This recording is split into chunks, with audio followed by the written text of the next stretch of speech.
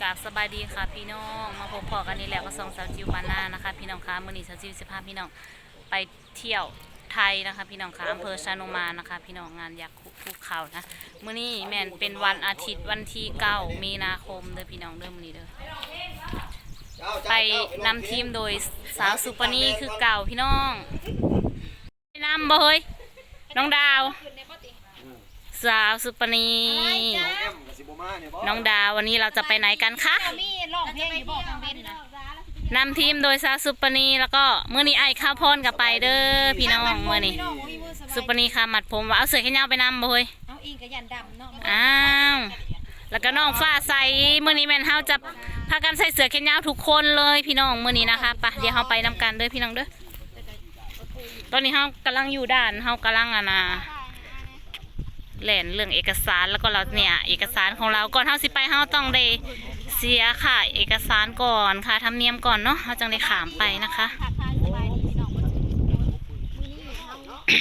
ผู้ละ100 บาทโดนได้ไปเทื่อหนึ่งมื้อนี้เฮาสิไปเที่ยวไทยคือเก่าพี่น้องเที่ยวไทยคือเก่าเที่ยวไทยไกลดอกดิ60,000ใกล้ๆนะพี่น้องต่อไปเฮาก็จะลงเรือก็สิได้ไปเสียค่าเรืออีกป้าไอ้บางใส่สีชมพูหวานแวววลีพี่น้องมื้อนี้ไอ้บางคือหวานแท้บางคือหวานแท้วันนี้เราจะนำทีมโดยไอ้บางเด้อตามหลังไอ้บางเด้อมื้อนี้กระเป๋าใหญ่โดยถูกต้องตามระเบียบกฎหมายพี่น้องเลยมื้อนี้ผัดแดดเขาบ่ได้ลักลอบเขาเมืองเด้อพี่น้องเอ้ยป่ะเมื่อวานนี่นะห่มบดมือน้อยวานนี่นะบดแดดบดมือจนค่ำเนาะจะเห็นหน้าแดดวานพี่น้องมื้อนี้ผัดแดดออกแล้วคุณพ่อว่าวันที่9บ่มีฝนท้องฟ้าแจ่มใสลาเอ้ยใช่แล้วนี่นะแนมก็เห็นพี่น้องบริไกลดอกบ่แม่นสิว่าไปเกินเขตนะถ้าบ่ได้ไปเกินเขตหิวน้ำไม่เป็นที่บ้านหิวน้ำตลอดปากก็หายน้ำตลอดหนาก็บอกว่าตาขี้เดียดโอ้ยไม่อยากว่าเอาหน้าหนานะแห่งเป็นอนาซัมกกจานบ่ทันมีดอกตอนนี้เขากำลังพักกันย่างลงถ่าเฮือนะคะพี่น้องคะบ่ปันนั่นเด้อเฮ้ยขี่สลิงลงบ่ดาวขี่สลิงลงเลยเองแย่มันบ่หดถ่ามันสิกายหดน้ำมันสิกายน้ำนี่นะก็จะเอาเครื่องมาแต่ไทยนะคะโอ้มือนี่แดดเด้อขาดหมวกก็ไม่ได้เอา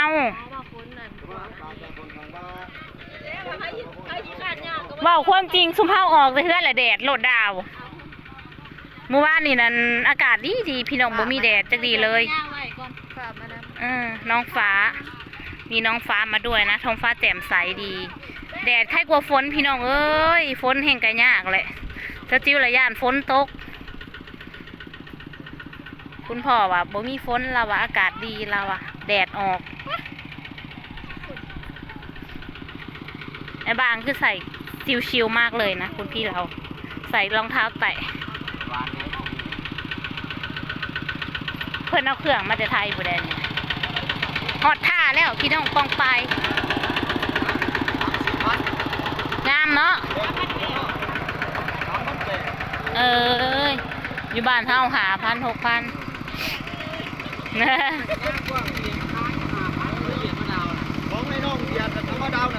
บ่อันนั้นมีแต่กระจกไอ้บางมีแต่เป็นกระจกใหม่น้อยเดียวเป็นเลดน้อยเดียวมีแต่กระจก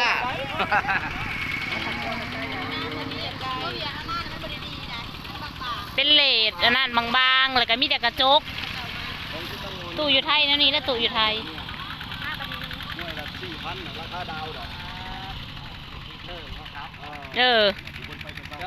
ก็ได้เรือลำใหญ่เลยลูกค้าหลายคนเรือลำใหญ่เถอะเจอกันนี่เลยเนาะเฮาเนาะพ่อกันนี่แหละเนาะให้บัดดอนบ่นั่นน่ะเจ้าสาวก็ส่งไปเด้อบัดไปมาให้บัดดอนบอกคือมาแล่นเรือแถวนี้วะ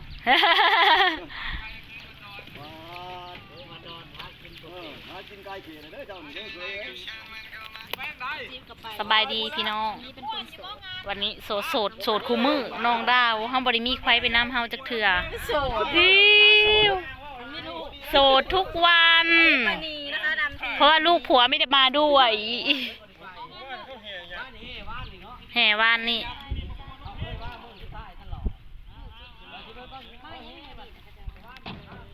เขาแห่เมื่อวานนี้เฮากลับไปเบิ่งบรรยากาศในงาน ได้เขาก็มามือจะถ่ายเลยเนาะ ไม่ยัง ไอ้ล่ะทีมงานกันเรือขนส่งวะน่ะ ไปเด้อไปเด้อ เจ้าบ่มาละเมื่อนั้นก็เจ้าดิ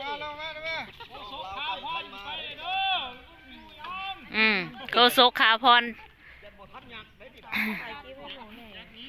หนี่แต่ว่านนี่พูนในข่าว จอดไว้ ว่าจะไปเบิ่งยักษ์พรซะดอก อยากพรแต่ว่าน อ นี่ ยากยืนนั่นแหละบัดนี้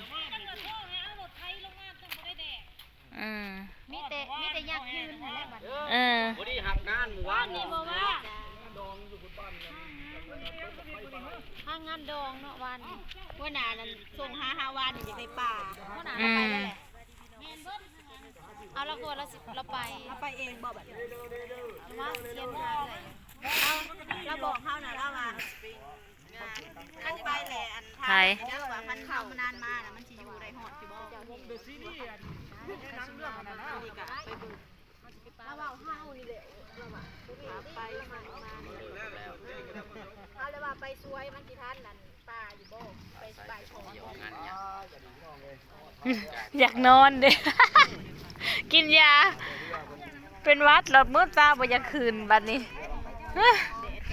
อยากนอนมีน้องเบิ่งปลายเอาเรือลำน่ะคือจอดอยู่ไกลแท้ อ้าวเรือลำนี่ก็เพิ่งเวิงอยู่บัดเต็มเลยแห้งน้อยคักเฮาน่ะเจ้าและใหญ่กว่าหมู่ เจ้าและใหญ่กว่าหมู่นะเบิ่งในชั่วโมงนะภาพเอาอย่าให้เสียนะเสียเฮากลับมาบ่ได้ อันนี้เสียเฮากับทุกต่างดาวก็มอง คันเสียตอนกลับมาใครอยู่เสียตอนไปน่ะไปบ่ได้ ต่อเจ้าต่อลบแต่ต่อให้เขาแน่หั่นเนี่ยพ่อลบต่อให้เขาแน่ เสียนหาหม่องจอดปานรถอันนี้ก็เฮือกก็ได้ พี่น้องเอ้ย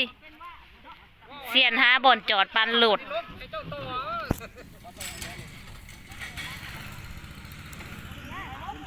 ถ้าก็นั่งถ่าเรือกันสาวๆนั่งกระจุกกระจอดอยู่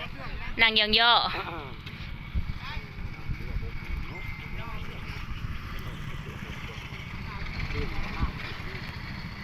แดดอลีบาทนี่พี่น้องเอ้ยซุมเฮาออกแต่เฮือนน่ะแดดท้องฟ้าแจ่มใสเมื่อวานนี้บ่มีแดดเลยบ่มีแดดเลยจนค่ำๆจังเห็นหน้าแดดน้อยหนึ่งเมื่อวานนี้นะพี่น้องปองปายมื้อนี้ผัดแดดออก